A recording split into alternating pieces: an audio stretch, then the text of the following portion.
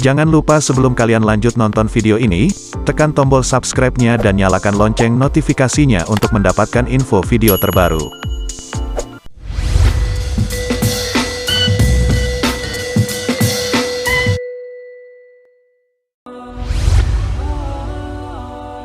Mungkin banyak dari sahabat inti cerita yang tidak asing dengan istilah Qorin. Iya, makhluk satu itu seringkali diasumsikan dengan kekuatan jahat, jin, yang mengikuti manusia sejak lahir hingga ajal menjemputnya. Menurut keyakinan umat Islam, pada umumnya jin Qorin ini bertugas mendorong dampingannya untuk berbuat kejahatan. Dia membisikkan was-was, melalaikan salat, berat ketika hendak membaca Al-Quran dan sebagainya. Qorin bekerja sekuat tenaga untuk menghalang dampingannya untuk ibadah dan berbuat kebaikan.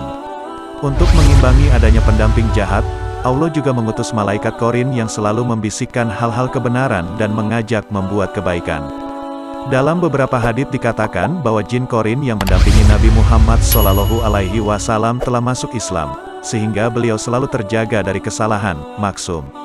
Hadits mengenai Qorin pun telah dicatat oleh perawi hadits Imam Ahmad dan Imam Muslim, bahwa Nabi Muhammad SAW bersabda kepada Abdullah Mas'ud, "Setiap kamu ada Qorin daripada bangsa jin, dan juga Qorin daripada bangsa malaikat."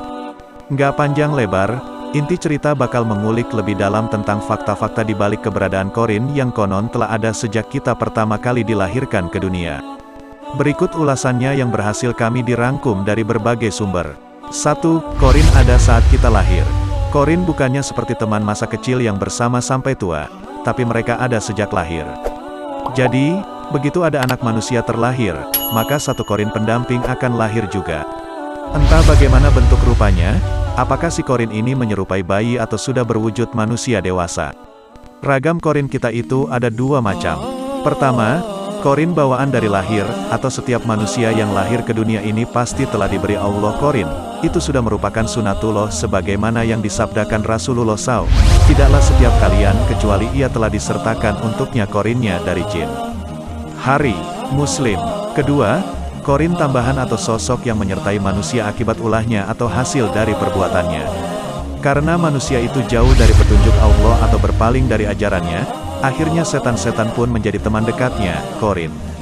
Sebagaimana yang diinformasikan dalam Al-Quran, siapa yang berpaling dari pengajaran Tuhan yang Maha Pemurah, Al-Quran kami adakan baginya setan, yang menyesatkan, maka setan itulah yang menjadi teman yang selalu menyertainya.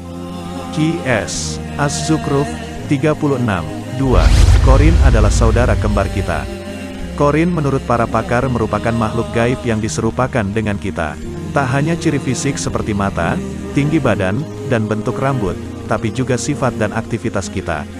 Benar-benar seperti fotokopi, hanya saja mereka tak terlihat karena berasal dari bangsa jin.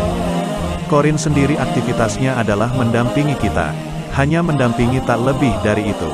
Jadi, ketika kita berada di suatu tempat, maka mereka pun jelas akan ada di situ. Makanya, kadang ketika sendiri kita seolah-olah ditemani oleh sesuatu. Bisa jadi sesuatu tersebut adalah Qorin milik kita. 3. Qorin lahir untuk menyesatkan manusia. Ada banyak definisi soal Qorin. Beberapa mengatakan hanya jin pendamping, tapi ada juga yang bilang jika Qorin ini tercipta untuk menyesatkan manusia. Cara kerjanya adalah menjejali pikiran manusia dengan perintah-perintah buruk, lalu si manusia ini akan melakukan hal tersebut. Pada umumnya jin Qorin ini bertugas mendorong dampingannya untuk berbuat kejahatan. Dia membisikkan was-was, melalaikan salat, berat ketika hendak membaca Al-Quran dan sebagainya, dan ia bekerja sekuat tenaga untuk menghalang dampingannya membuat ibadah dan kebaikan. 4.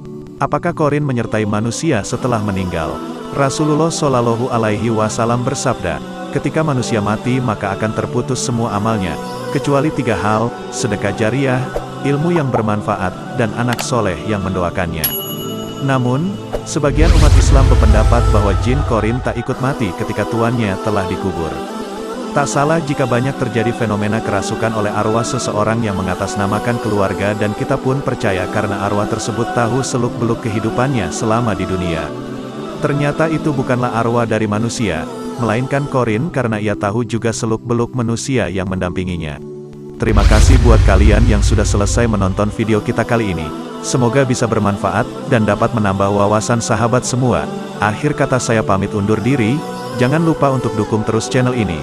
agar dapat terus berkembang, dengan cara like, komen dan subscribe channel ini. Salam inti cerita dan sampai jumpa.